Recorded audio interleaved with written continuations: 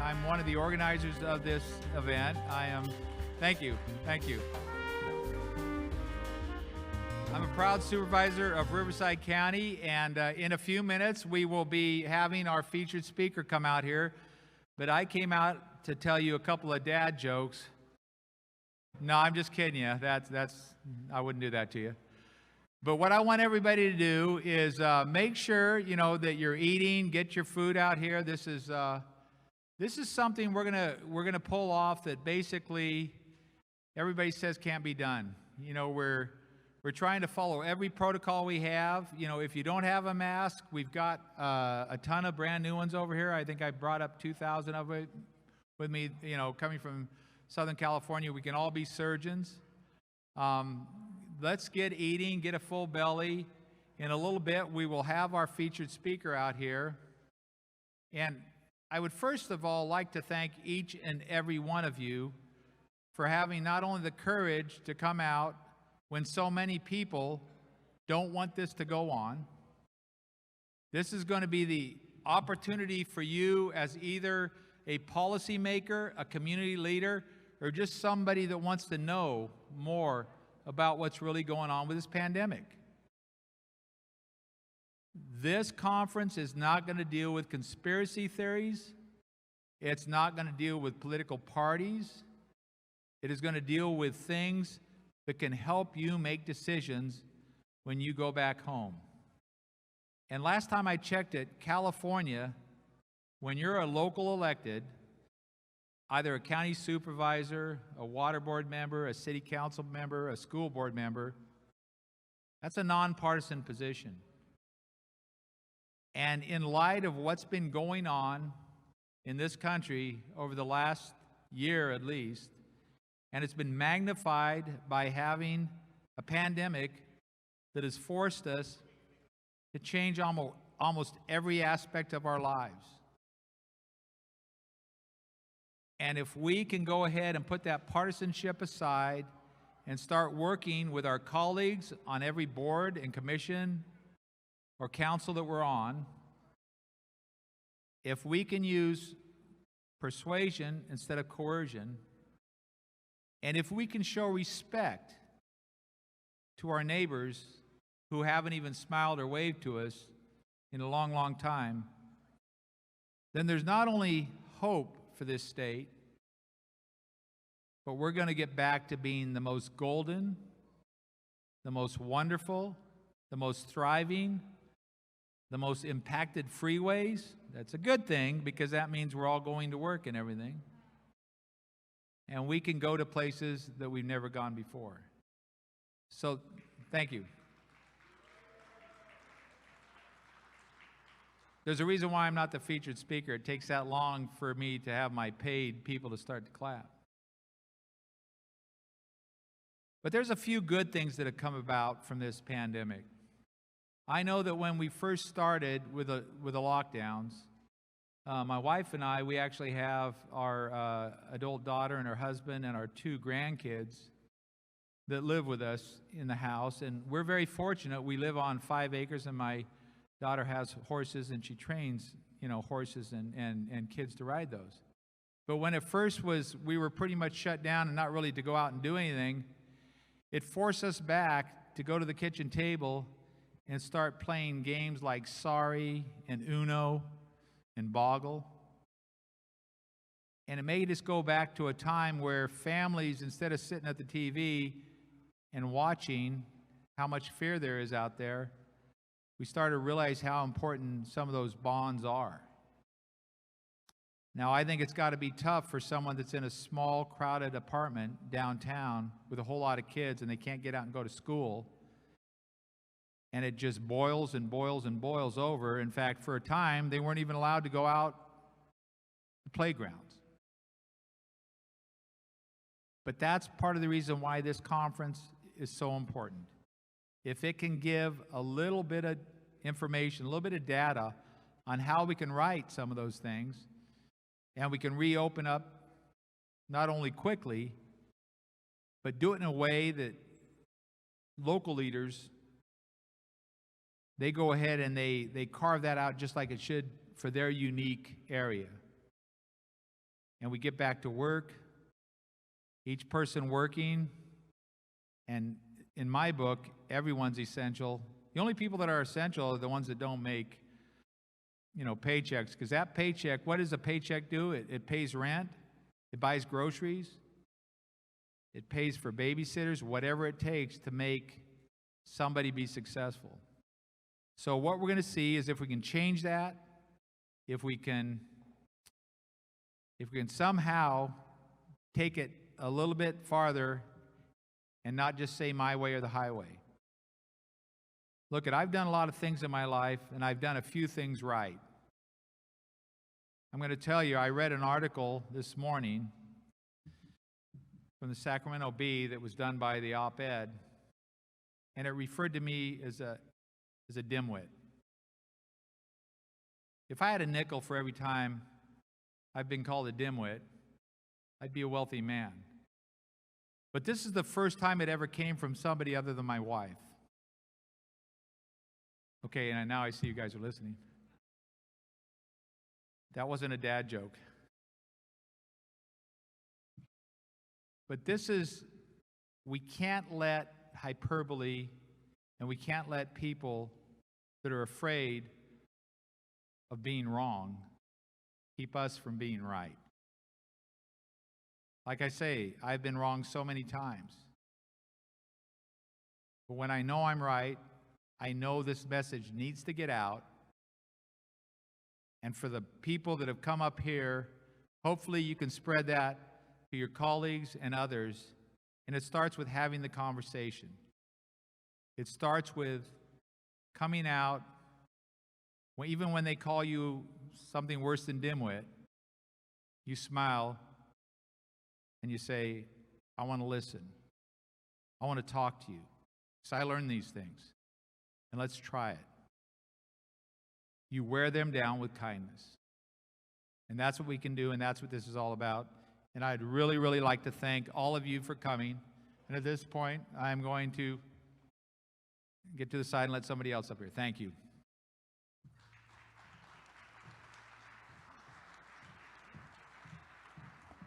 Good evening, everyone. My name is Rosario Rodriguez, and I am the owner of Sutter Street Taqueria, a restaurant in historic Folsom, and a council member for the city of Folsom. Please stand and join me for the Pledge of Allegiance.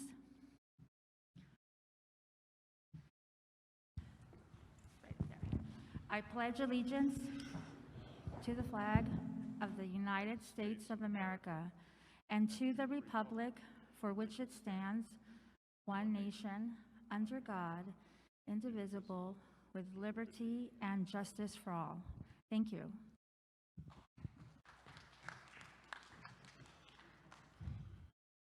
Oh, say, can you see by the dawn's early light what so proudly we hail at the twilight's last gleaming, whose broad stripes and bright stars through the perilous fight o'er the ramparts we watch were so gallantly streaming, and the rocket's red glare, the bombs bursting in air, gave proof through the night that our flag was still there. Oh, say, does that star-spangled banner yet wave o'er the land of the free and the home of the brave?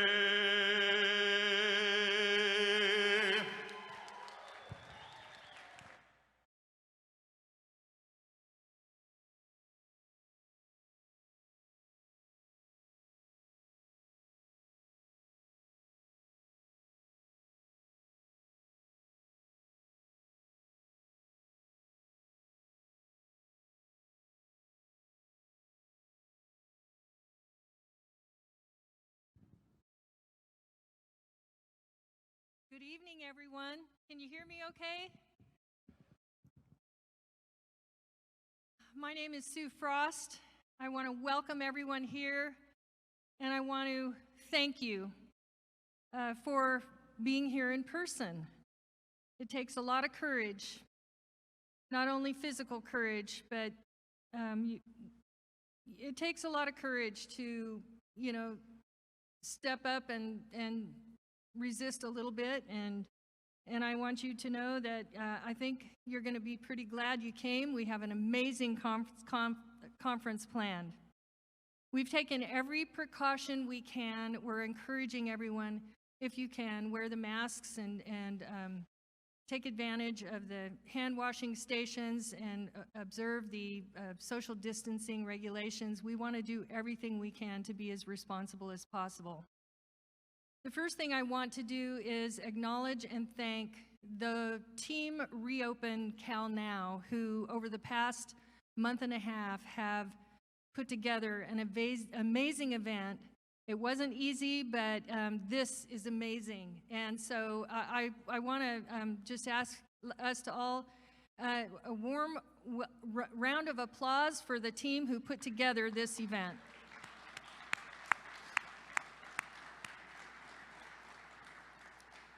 I also want you to know there are about 20 or 30 volunteers that are here tonight that are helping things run smoothly. And they're taking time to be here with us, and I want to give the volunteers a big hand.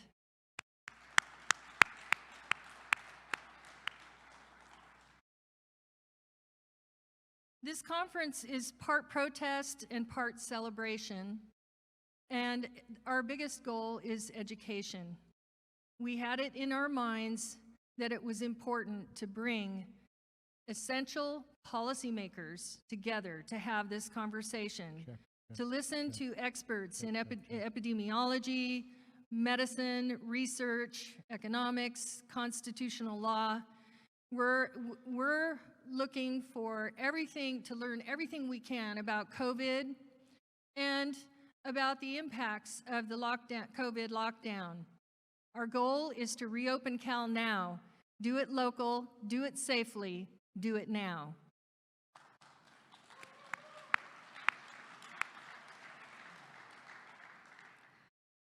For opening night, it is my distinct honor to introduce our keynote speaker. And pleasantly, I'm surprised because we weren't sure Congressman McClintock was going to be able to make it tonight because there was a lot going on in Washington, D.C. Some of you may remember the old TV commercial about E.F. Hutton. Well, I never met E.F. Hutton, but Tom McClintock's talks, he's that kind of person that when he talks, people really listens. He seems to know how to cut right to the chase and get to the heart of it and make it seem so easy to understand. Congressman McClintock has been a voice for fiscal sanity and limited spending for 20 years. From his time in the State Assembly and the Senate to his campaign for California State Controller and Governor of California, and now with his service in the U.S. House. Tom McClintock is the gold standard when it comes to fighting waste and protecting taxpayers. One of our most underrated presidents once said, "Collecting more taxes than is absolutely necessary is just legalized robbery." I think Tom shares that sentiment, and I know I do. But what I think distinguishes Tom even more is his crystal clear understanding and commitment to our Constitution and the fidelity to the key principles that are the foundation of our republic and our freedoms. So for those things and your ongoing fight for our republic and for showing up, I want to thank you, Tom. Join me in welcoming Congressman Tom McClintock.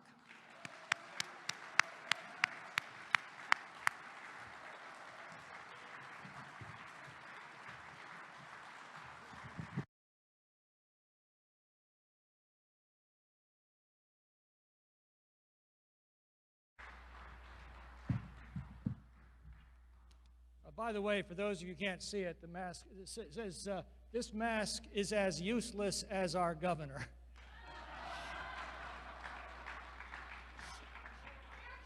It's the only one I actually enjoy wearing. I got it on Amazon. Just type in those words and you'll find it. Sue, thank you for that introduction. Thank you for the enormous courage that you have displayed in your leadership on the Sacramento County Board of Supervisors, taking a strong, strong stand for the small business people, the shopkeepers, and the citizens of this region. I also want to wish all of you a Happy New Year.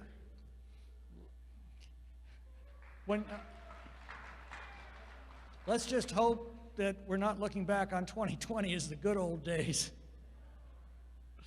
You know, when Supervisor Wagner said that the Sacramento Bee had taken to calling the organizers as the event names, it reminded me of something I've learned in all of my years in politics.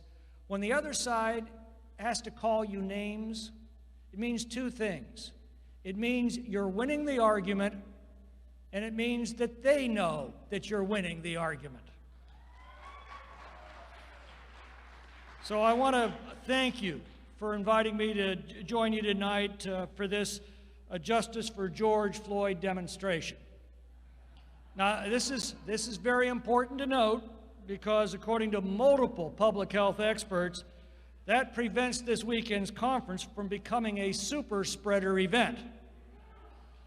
And if we've learned anything in the last 10 months, we must listen to the experts and follow the science wherever it leads. So many of our woke public health officials have told us that according to the science, mostly peaceful social justice protests are so important to public health as to dwarf any dangers from COVID-19. Now, of course, your life's work, the ability to put food on your family's table and keep a roof over your family's heads are non-essential jobs that must be brutally eradicated by those who have essential jobs in order to protect you from using your own best judgment. But don't worry, we just wrote everybody a check for $600, made possible from your family's taxes, and we've also made a contribution of $700 million in your name to Afghanistan. You're very welcome. The science has also apparently discovered that COVID can tell time. Fortunately, Governor Newsom has protected all of us by declaring a 10 p.m. curfew to run home, lock our doors, and hide from the virus until morning. Unless we're demonstrating for leftist causes, of course, in which case we enjoy a natural moral immunity from the virus. We call it the woke effect. But in all seriousness, what does the science tell us about COVID-19? Well, it tells us that COVID-19 poses virtually no threat to children, but it can be quite severe among the elderly. So what did the experts do with this science? They closed the schools and forced infected patients into nursing homes. Science tells us that obesity and high blood pressure can worsen the effect of the disease. So what did the experts do with this science? They closed the gyms and kept the liquor stores open. Science tells us that outdoor transmissions of this disease are extremely rare, while more than 80% of transmissions occur in people's homes. So what did the experts do with this science? Well, they closed the playgrounds, beaches, and campgrounds and forced people to stay in their homes. That's why I'm completely baffled, as I'm sure all of you are, that after California ordered people to stay at home, where the rate of infection is the highest, we're now seeing the highest rate of infection since the pandemic began. Who could have seen that one coming?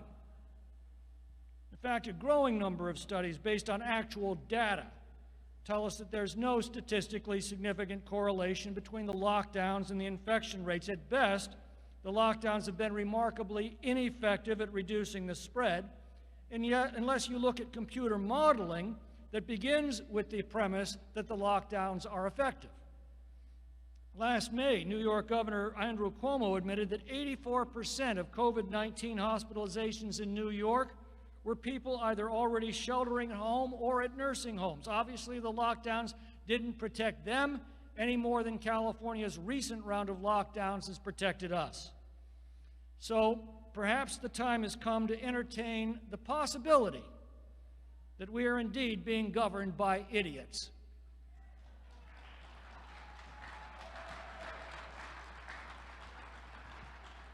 Well, what else does the science tell us? According to the CDC's best estimate, if you catch COVID and you're under 50 years of age, your chance of recovery is 99.98%. Even if you're over 70, you have a 94.6% chance of recovery. If you're under 20, the survival rate is 99.9997. For this age group, COVID is less of a threat than the average flu season. And according again to the CDC, 40% of those who get this disease don't even know they have it. That inspired a Rod Serling meme making the rounds that says, imagine, if you will, a virus so dangerous that you have to be tested to know if you have it. Now, this is not to discount the tragedy of the 376,000 Americans who have died while having COVID since this pandemic began. You know, my mother's 90 years old, and I worry very much about her succumbing to COVID, but I also worry very much about her succumbing to stroke, heart disease, cancer, or the flu, not to mention the toll that is taken by social isolation. The problem is we have fixated on one danger to the exclusion of all else. And to be clear, this is a very nasty bug and not something to be taken lightly, especially for the frail and the elderly. But it is not the bubonic plague. It is not even the Spanish flu. The lockdowns have not only failed to save lives, it's becoming increasingly clear, in fact, alarmingly clear, that these lockdowns are needlessly costing lives. That's particularly ironic since the first and most ancient principle of medicine is first, do no harm. It was reported a few weeks ago that in San Francisco, excess deaths from drug abuse now exceed COVID deaths. Now, that's not the total deaths from drug abuse. That's just the increase in drug abuse deaths since the lockdowns forced so many into lives of poverty and despair. Alzheimer's deaths are way up as the afflicted are cut off from any contact with friends and family and social stimulation. What happens when you destroy the social connections that people rely upon to maintain their mental health? When you destroy the connection that the elderly need with their families? When you cut off the spiritual uplift and hope that so many get from church? When you cut off children from an entire year of school and daily contact with their social peers? When you wantonly destroy the life's work of millions of shopkeepers and small business owners and demand that they stay at home as their incomes evaporate and their savings dwindle?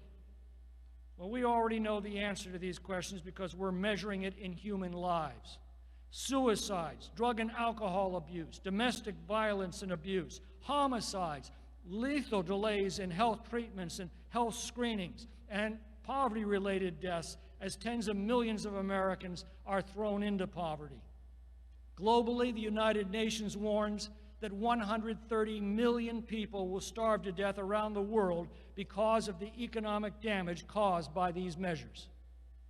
You know, I asked Anthony Fauci way back in April if he'd had taken these factors into account in the draconian measures that he was introducing into this country.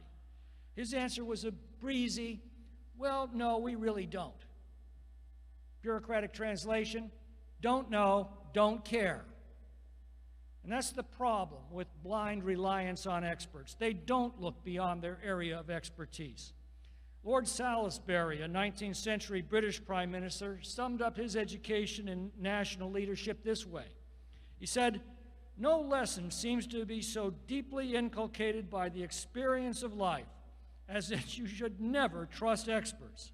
If you believe the doctors, nothing is wholesome. If you believe the theologians, nothing is innocent. If you believe the soldiers, nothing is safe. They all require to have their strong wine diluted by a very large admixture of insipid common sense." Now, Churchill made a similar observation when he commented that you could take the ablest generals from the battlefield, place them in a war council in London, and at the end of the day, have nothing but the sum total of all of their worst fears. That's why a government by experts is so incredibly dangerous. That's why these decisions are supposed to be made by elected officials accountable to all of the people who we expect to take all of the factors into account, all the risks and costs of all of the available policy options, and then make balanced and reasonable judgments that are guaranteed not to satisfy any group of experts, but to assure the greatest good with the least harm. And it is precisely that expectation that has been dashed in this entire surrealistic world that we are now wandering through. Modern science and its many breakthroughs in immunology, epidemiology, and virology have given us advanced treatments and vaccines unparalleled in human history. But science is grotesquely incompetent to reorder human societies or to change the laws of human nature. Nor does it give officials the omniscience to know what's best for every person in every circumstance. Nor does it give them the right to deliberately destroy people's lives and livelihoods. You know, it's hard to remember that less than a year ago, we were enjoying the greatest economic expansion in our lifetimes. Poverty had dropped to its lowest level in 60 years. Unemployment was the lowest in 50 years. The income gap was narrowing. Wages showed their strongest growth in 40 years. You know, every American needs to see Angela Marsden's tearful video as she pours out her frustrations as a small restaurant owner in Los Angeles.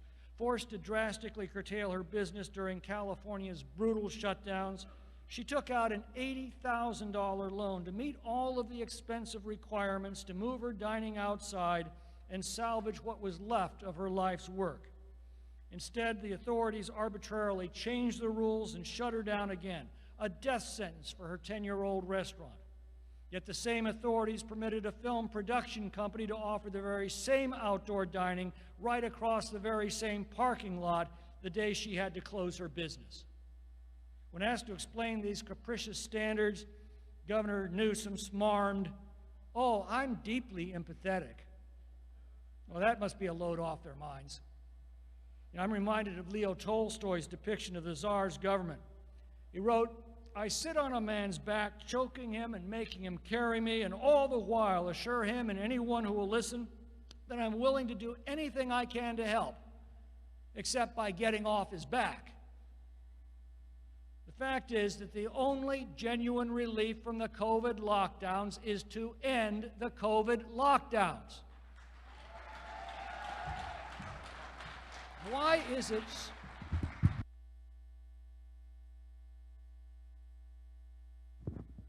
Thank you. Past 10 o'clock already? No, not quite. What a relief. I don't understand why is it so hard for policymakers to understand that simple point? The plight of Angela Marsden and the countless victims of these policies tell us clearly what we are effectively accomplishing. We're destroying our society. Nearly half of American retailers say they're now in imminent danger of permanently closing. Forbes magazine reports, quote, "The number one worry of small business owners' minds now is the threat of more government-mandated business closures." 11 million Americans who had jobs in February no longer have them today.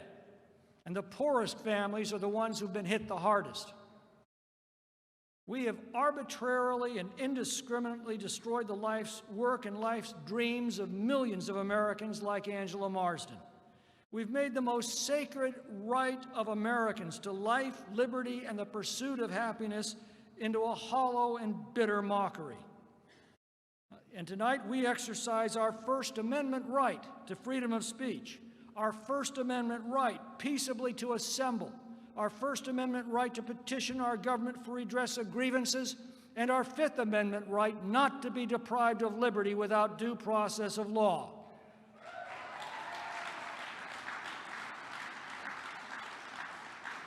And yet there are many clamoring tonight to strip us of all of these rights and treat us as misbehaving children rather than as free citizens in a free nation exercising our own best judgment.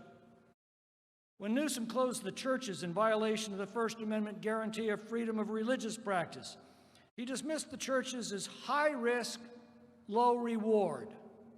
Well, actually, I'd argue that our churches offer one of the most essential services in our society in a crisis like this. They offer us hope. You know, for nearly a year, Sweden didn't force its businesses or churches to close. Sweden didn't shut down its schools and abandon its children to the streets. Sweden didn't even order a mask mandate. Swedish officials did what free societies do. They gave the best advice they could and trusted their citizens to use their own good judgment of what measures made sense to them. Well, as of today, Sweden's mortality rate for COVID is 202 per million below that of the United States. Sweden's rate, if you applied it to the United States, would translate to 66,000 fewer American COVID deaths. And meanwhile, Sweden has sustained a fraction of the economic damage inflicted on innocent Americans. Compare Utah with Colorado. They share a common border, common geography, common weather, same urban-rural mix, same general economy. Utah's restrictions have been very light. Colorado's have been brutal. Utah currently has half the COVID mortality rate of Colorado and 3/4 of the unemployment rate. But the greatest threat the new lockdown culture presents to our civil liberties is that it is fundamentally altering the relationship between Americans and their government. It's the age-old question that Cecil B. DeMille framed in his introduction to the Ten Commandments. Are men the property of the state, or are they free souls under God? Every time we step out our homes, the risks that we face multiply. A free society assumes that its citizens are competent to assess the risks, balance them against the avoidance costs, and to manage their decisions in a generally responsible way. It's called common sense, and it's a necessary prerequisite for self-government and liberty. When a risk presents itself, people naturally change their behavior. If they believe the risk of leaving their houses is too great, they're free to stay at home. If they believe venturing beyond their front doors is a manageable risk, they're free to venture into the world, taking those precautions that to them seem the most prudent. In an epidemic, their assessments of risk might convince them to avoid crowded theaters or restaurants, wash their hands more frequently, avoid handshakes, wear masks, or become hermits. These acts don't require force, and they don't make any demands of others. They are a matter of individual judgment and freedom of choice. In this pandemic, many elected officials have abandoned the practices of a free society. They've crossed some very bright lines that separate free Americans from those unfortunate to live under authoritarian regimes, and they've set a very dangerous precedent for the future. So where's all this taking us? How will historians look back on this bizarre period of world history? Now, the left believes that the aftermath of the coronavirus panic will produce a population highly dependent on government, inured to social control, subservient to self-appointed experts, and dedicated to woke culture. Well, they may be right. But more likely, I believe that as this panic subsides and as the full measure of the damage that it has caused is taken, America could see instead a rebirth of liberty, the fresh skepticism of the charlatans who seek to control every aspect of our lives, and fiscal constraints on government that will produce the most dramatic downsizing of bureaucracies in our history. Apocalyptic climate scenarios modeled by experts that have been used to advance the left's agenda for decades may finally come under new scrutiny now that the public has experienced the damage done by faulty coronavirus models. The designs for an all-encompassing welfare state may finally face the fulfillment of Margaret Thatcher's prophecy that sooner or later socialists run out of other people's money. State and local governments are already facing the necessity to make deep cuts as their revenues plummet. Leftist economics is based on the assumption that government finances our economy. As Americans can now plainly see, the real world works in precisely the opposite manner. The economy finances the government. And when the economy is shut down, so too is the revenue feeding the left's agenda. The violent riots that in part draw their energy, destructiveness, and intensity from the pent-up frustration and anger of an entire population in lockdown may awaken the great silent majority that has slumbered since the last era of radical violence, an awakening that produced a center-right realignment that began in 1968. Confronted with the devastation caused by these lockdowns, Americans may discover a new appreciation for the pro-growth policies of free market capitalism and a new disdain for the economic stagnation of command and control socialism. Which direction our country takes will be decided in the state and local elections in 2021 and 2022, as local and state officials responsible for these devastating policies face the voters whose lives they have completely upended. A nation like ours, with a proud heritage of freedom, has seen the best and worst of times in the span of just 12 months and may soon put that new experience to work.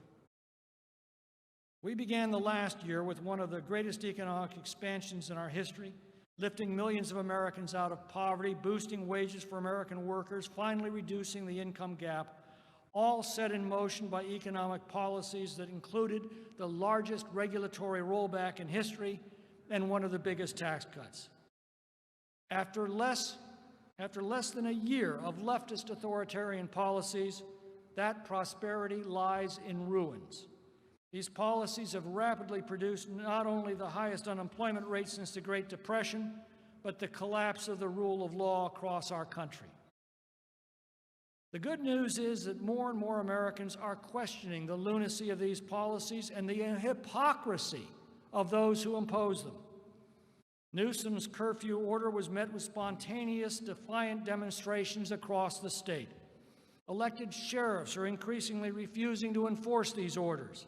Pastors are reopening their churches. Businesses are reopening even as their owners are taken away in handcuffs. You know, all mass hysterias are driven by blind fear and fanned by politicians who see opportunity in that. We've learned that such fear can cause a free people to abandon their legacy of freedom and independence, their prosperity, and their common sense. But only for a while. Every time in history this has happened, there's always a moment when the fear fever breaks and the hysteria suddenly burns itself out. They all pass a tipping point when the absurdity of it all becomes so apparent that it overcomes the fear and the people turn on their tormentors. I don't know if the recent wave of business and religious persecutions, the unlimited home detention orders, and the demonstrated hypocrisy of those who order them signals that moment yet.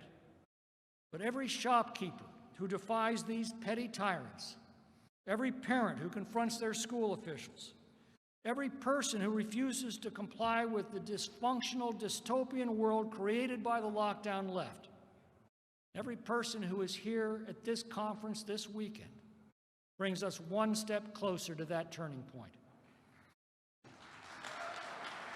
Which is why your presence here this weekend is so important in hastening that moment, and it can't come soon enough. Thank you all very much for everything you're doing. God bless our great nation.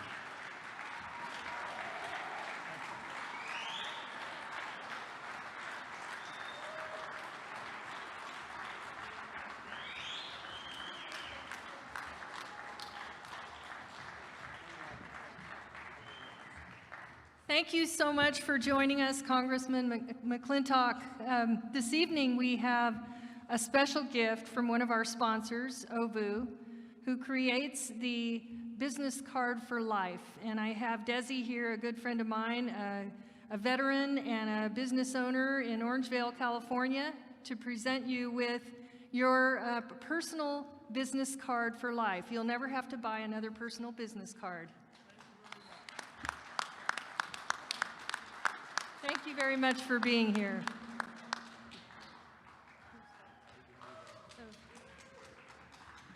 So now,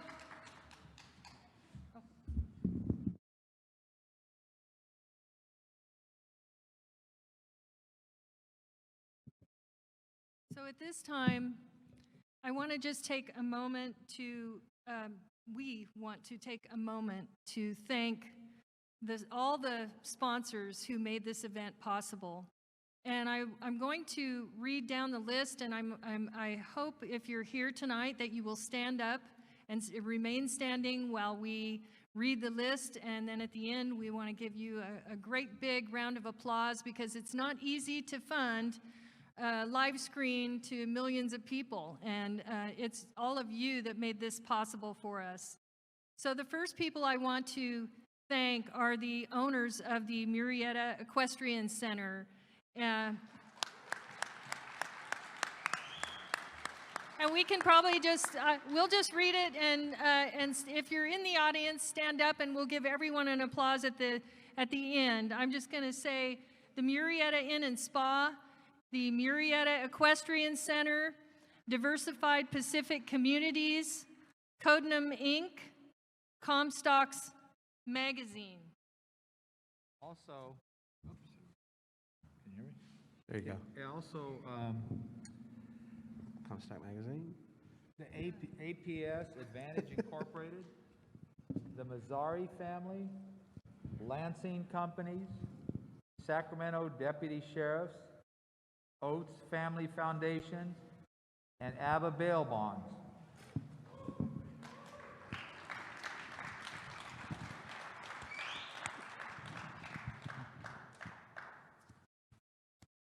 Dave Luschetti and Megan Vincent.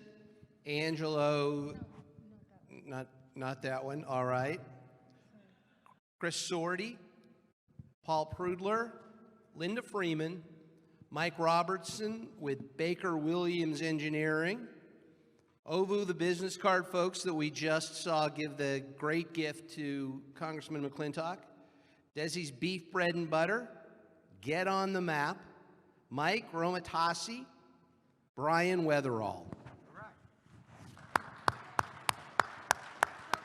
You who are here, we thank you so much for your support, and we couldn't have done this without you. And I also want to give a special shout out for some huge sponsors who wish to remain anonymous, who are not with us, and we're not reading their name, but you're in our hearts, and we appreciate everything you've done to help make this possible. So to the anonymous donors.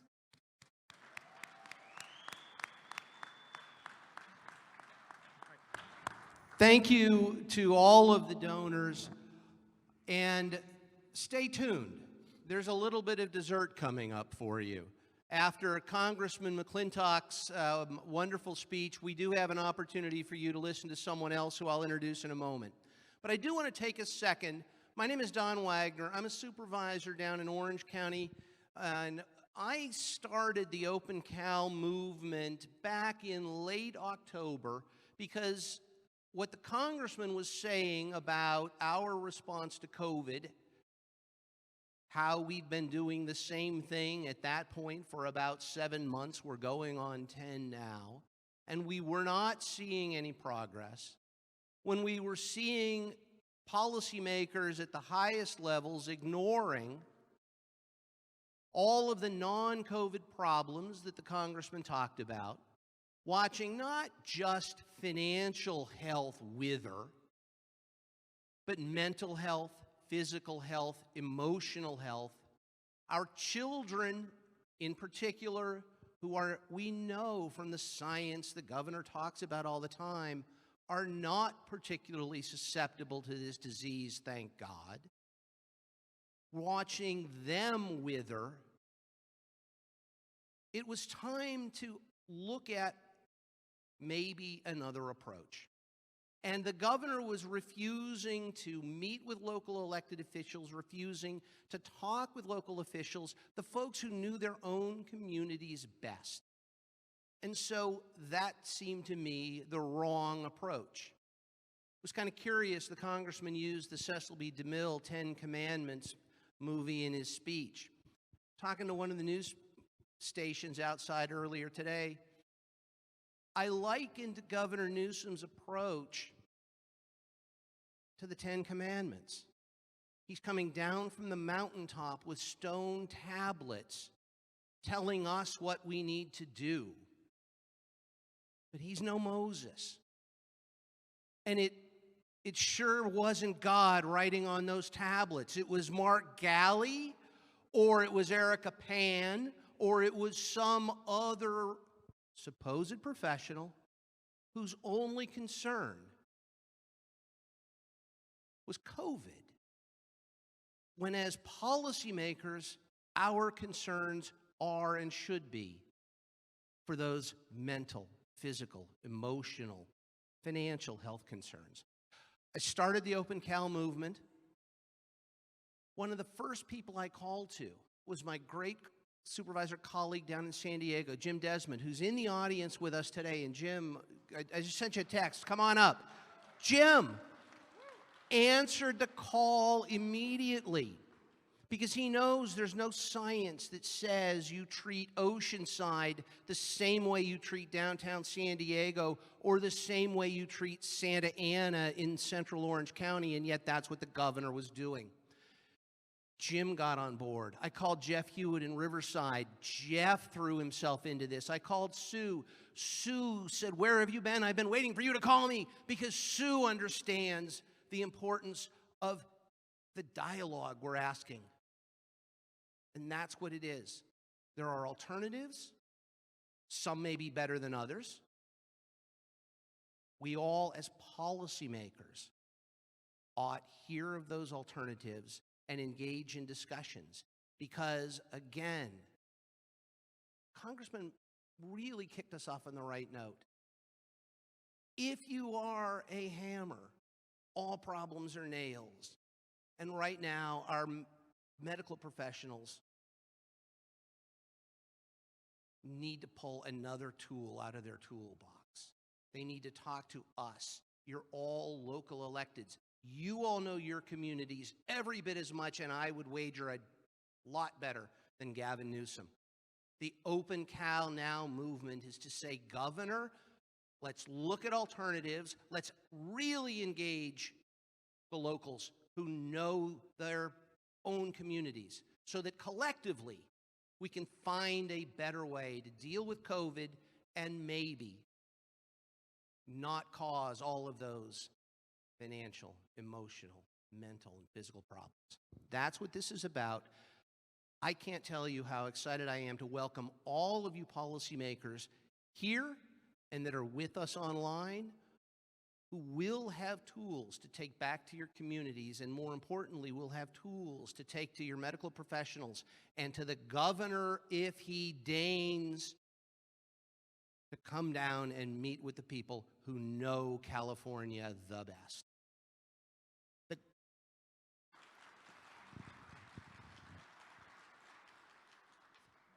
The governor has decided,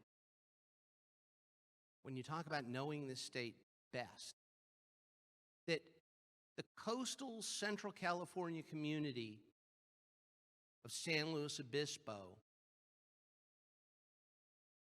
and over the mountains into Inyo should be treated the same as Los Angeles, my county of Orange, Supervisor Hewitt's county of Riverside, San Diego.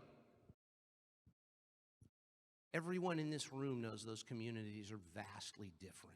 We're asking for the opportunities for us to have local control for our own communities. And we will hear at this conference today ways to do that. We also heard the threat to liberty that this approach represents. One of the foremost authorities on liberty working today in the United States is our next speaker. I first met him, about 25 years ago when he was working in Southern California for the Claremont Institute. He now is the president of Hillsdale College, And if you don't subscribe to Imprimis, you are doing yourself a disservice.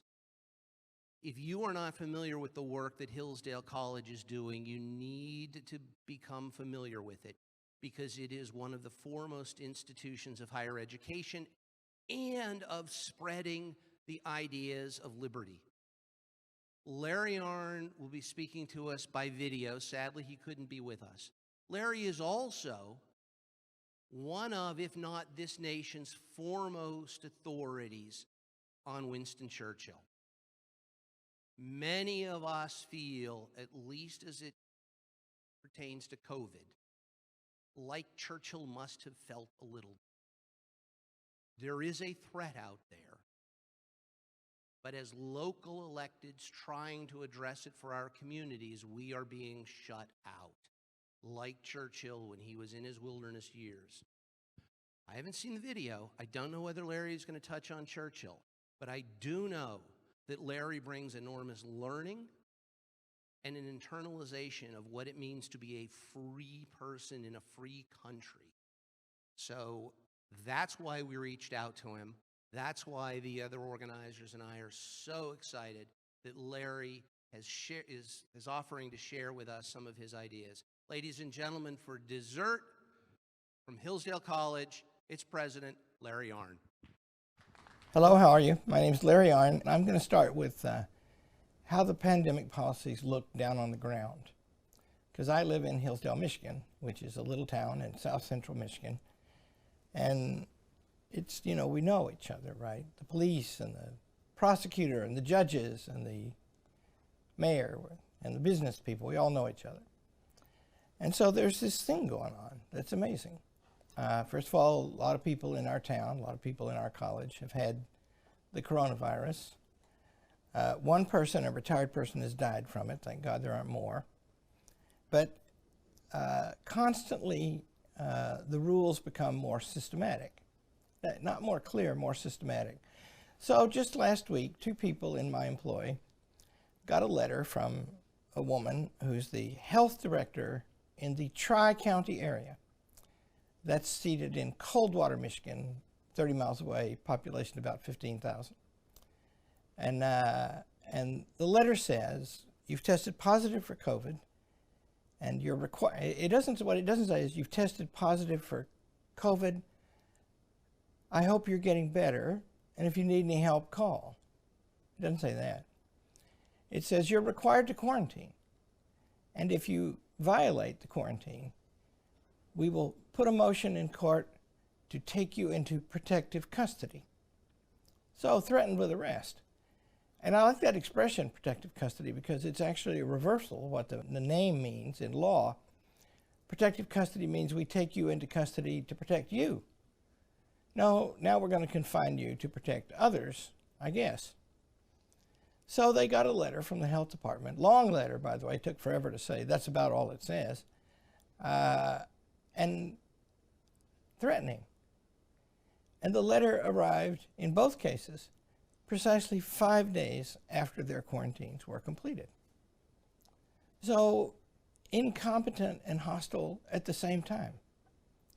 Now, why would it happen that somebody in a little town near here could write letters like that to citizens? Well, I can maybe explain that. And you have to sort of walk your way up a chain. The next thing up the chain is the Lansing, Michigan Department of Public Health, appointed by the governor. And they are in control of this thing now. But it's an interesting story how it came to be. First of all, there's this emergency declared. And the governor of Michigan, Governor Whitmer, and we've had, pretty bad COVID experience in Michigan. There's a 1970-some Emergency Act in Michigan. And it says that the governor can declare a state of emergency, and then she's got to go talk to the legislator about it every 30 days to extend it. And they can have some influence on what the policies are. And so she relied on that law, which means that she knows what that law is and endorses it, until the third time she asked for an extension when the legislature didn't give it. And so then she went back to a 1947 law The 1947 law just basically gives her plenary power for as long as she wants. And so she didn't rely on that at first. She relied on the more modern thing, and a reasonable person might think it was superseded. And so away she goes, and then she gets sued by many people. And it gets to the Supreme Court of the state of Michigan, and darned if they don't rule that she is acting as the legislature as well as the executive, and that is unconstitutional under the Michigan and federal constitutions. If those constitutions mean anything, they mean that. And so it was struck down. Amazing. The person who wrote the opinion is a man named Steve Markman, a great man who teaches law part-time here at Hillsdale College. And he's now retired, by the way, and the majority on the court has changed. It was uncertain before. Now it's not uncertain. And so she condemned the decision. Now, was she acting as a legislature? The facts, frequently asked questions that are published to explain her rules, have more than 1,000 points in them. And the rules just are innumerable and changed all the time. And they have lots of idiocies in it, like she decided that people should not be allowed, this is in the spring, to buy seeds. So they could go to the store and buy a garden hoe, but they couldn't buy seeds. All the while she's saying that she's relying on the experts. When the Supreme Court struck down her orders, the ones made after the legislature didn't grant her an extension, she immediately delegated all of the same powers to the Michigan Department of Health, an executive agency, really a bureaucracy, reporting to the governor. And they immediately reissued all the same rules. Now, first of all, a court has said that you can't be both the legislature and the executive, you, the governor, an elected official. So her opinion is, well, these bureaucrats can do it. They have more power than I do. And so that's what they do now. And, you know, Hillsdale College is 175 years old. It's been shut down twice in its history, both in the last 8 months. Not in the Civil War, not in the Great Depression, not in the World Wars. So what's to be done about that? Well, it goes on, right? How did we get started on this path? Because, you know, I study politics and history, and so I look at it that way. I have the honor not to be an expert on the virus or any such thing. I understand you have the very great Jay Bhattacharya there, and he is an expert. But I think about how do you make laws and who makes them? And so what happened was when this pandemic hit, the Centers for Disease Control, which I'm told has 22,000 employees and one political appointee, that is, to say, one person accountable to the people of the United States, they called it a terrible emergency, and they called for lockdowns and all kinds of things, temporary, in order to save hospitals from being overwhelmed. If anybody, any politician, were to defy them in any way, then they will be pilloried in the press, as every governor who has defied them has done. And I think this appealing to experts this is my penultimate point. My appealing to experts is a very interesting thing to do, because when we do that, we don't understand how practical judgment works. We can't if we do that. And here's why. There are, I understand now, tens of thousands of medical professionals and researchers who have endorsed the Great Barrington Declaration. They're a bunch of experts. There's also some large number that has signed a document in opposition to it. And you know, that's what proves my point. Winston Churchill, whom I've studied a lot, and who's wise for things like this especially, he was in charge, in high office, let's say, and once prime minister, in the two greatest wars in history. And he also had very distinguished military service of his own. And through both of those wars, and in peacetime too, he was always sitting in rooms with generals. And they are experts in war. And the interesting thing about them is they never agreed. There was never a day where they all walked in and they had some difficult thing to decide, and at the beginning of the meeting, everyone was in agreement. Now, our governor, who says, I'm just following the experts, it's not true. She's following some of the experts and not others. And that means that that judgment is not being made by an expert. It's being made by a governor. And that's how it should be and must be, except that my view is the governor should say that's what she's doing.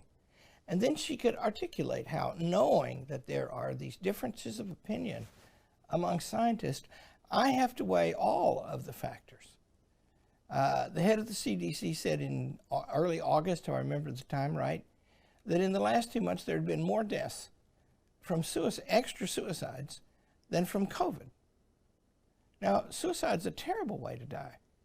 And so we're killing people. What does that matter? Who's to stop that? Well, public officials are supposed to do it, except they have ceded control to the experts. And it's interesting that the expert advice that they pick consistently, in most states, many anyway, is advice that makes them the center of everything and very powerful. So that's, in our college, when we were shut down, first of all, there's an argument about whether there are lingering long-term effects on young people of contracting the virus. And I don't know anything about that, except that I think those arguments would be very hard to settle in the short term. But if there's just a danger of that, or just some sign of that, then what would be the cure? Would it be to keep them home until the virus is gone? But then you're sacrificing important years in their lives. Right now, 18, 19, 20, and 21-year-olds, if they're bright and ambitious and want to know, it's the perfect time for them to engage in intense education. And that is best, according to the old wisdom in the history of liberal education, best done together and closely. And that is disrupted. And that's a cost. And it's a serious cost. We do more counseling with kids now than we normally do. Then that cost is just the same as the local businesses around here. And we know them. And what's to stop it?